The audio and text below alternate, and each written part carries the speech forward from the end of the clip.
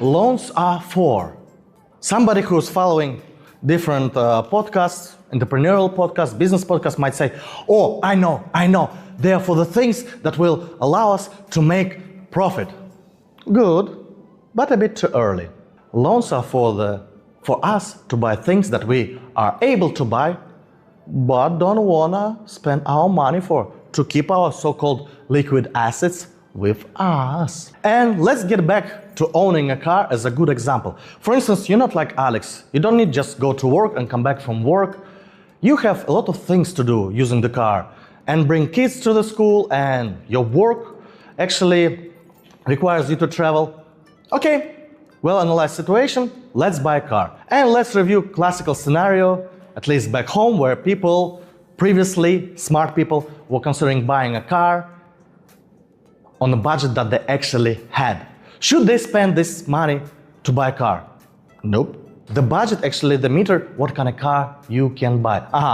You have this amount of money, okay, buy car worth this amount of money using the bank loan lease, usually called.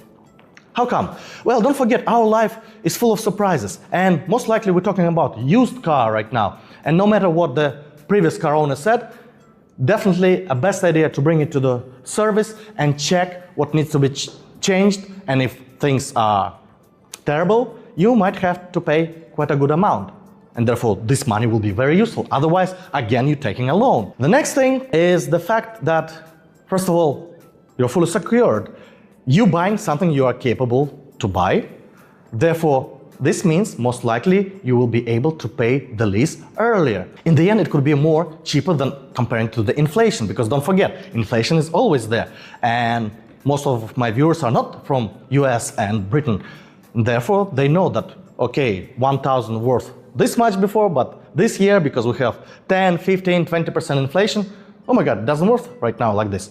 And when you're taking, for instance, 2-year loan from the bank and paying the loan within 1 year, you're paying much less interest rate, and therefore basically keeping it on the level of inflation or even more profitable. That's the main interesting thing about it, right? We're buying something we are able to afford using the loan.